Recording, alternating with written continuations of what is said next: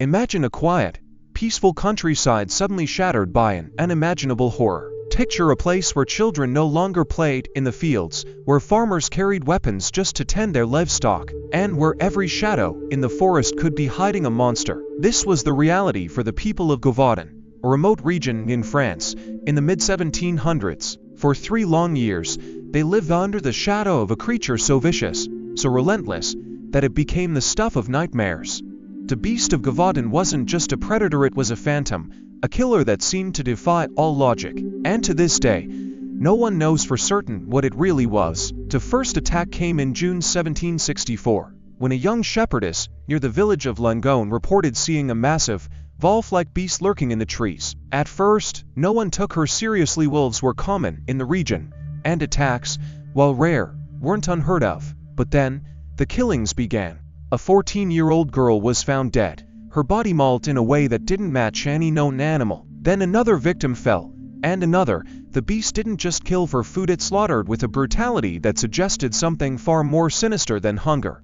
It targeted the vulnerable women, children, lone travelers, and left behind scenes of pure carnage. As the death toll climbed, so did the terror. Witnesses described the beast as unlike any normal wolf. It was enormous, some said the size of a calf, with a broad chest, powerful legs, and a long, whip-like tail. Its fur was reddish-brown, its mouth filled with terrifyingly large teeth. But what truly set it apart was its behavior. Unlike wolves, which usually flee from humans, this creature seemed to hunt them deliberately. It would stalk its prey, sometimes for hours, before striking with terrifying speed. Even more unsettling, it seemed to know when hunters were after it, vanishing into the wilderness only to reappear miles away, striking again where it wasn't expected. The French government, alarmed by the rising panic, sent soldiers and professional hunters to Gévaudan. Among them was François Antoine, the king's own gun-bearer, who led massive hunts through the forests. Thousands of wolves were killed, yet the attacks continued. Some hunters claimed to have shot the beast, only for it to vanish into the underbrush, seemingly unharmed. Rumors spread that it was invulnerable, that bullets couldn't pierce its hide. Others whispered darker things, that this was no natural animal, but a demon, a werewolf, or even a punishment from God. Then, in 1767, a local hunter named Jean Chastel made history, armed with a musket and, according to legend, a silver bullet blessed by a priest. He finally brought the beast down. The creature's body was paraded through the streets, examined by officials, and declared to be an unusually large wolf, but many weren't convinced. The attacks had stopped, but the questions remained. Was this truly the same beast that had terrorized Gévaudan? If so, why had it taken so long to kill?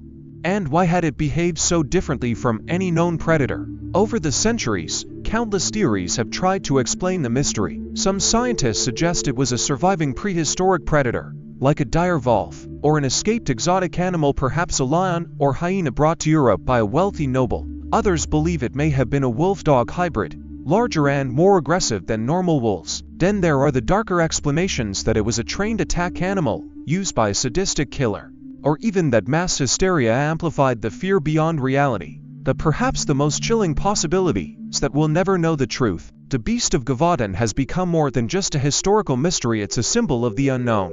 A reminder that even in our modern world, there are things that defy explanation. Whatever it was, its legacy lives on, not just in books, but in the fear that still lingers when we hear a howl in the night or see glowing eyes in the dark. The people of Gévaudan never forgot the terror that stalked them, and neither should we. Hey there, if you're enjoying this video and appreciate the effort behind it, don't forget to like this video.